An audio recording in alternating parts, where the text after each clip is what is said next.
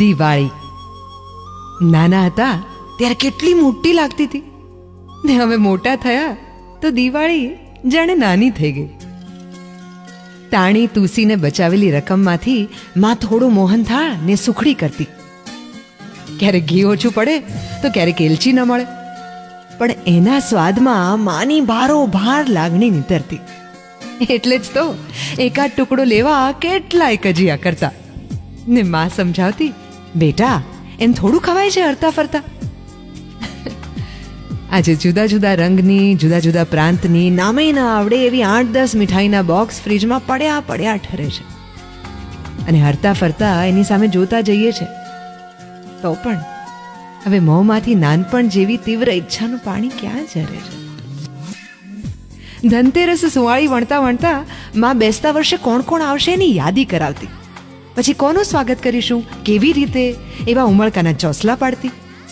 કોઈને ગરમ નાસ્તો ને કોઈને કોરો ને કોઈને ચા ને શરબત ને બાળકોને દૂધનો કટોરો.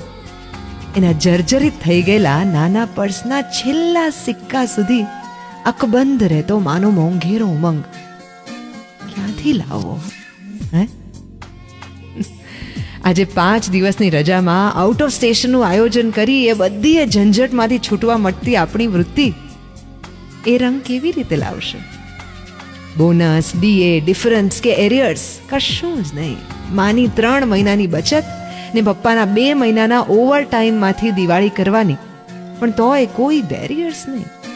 દિવાળીની રાત્રે જાતે ધોઈને, હાથ દઈને, ગળી કરી ગાદલા નીચે મૂકીને ઇસ્ત્રી કરાયેલો શર્ટ બેસતા વર્ષે વટભેર પહેરવાનો જે આનંદ હતો, તે આનંદ આજે રંગબેરંગી કપડાથી ઠાંસો ઠાંસ ભરેલા વોર્ડરોબમાં ક્યાંય સંતાતો ફરે છે.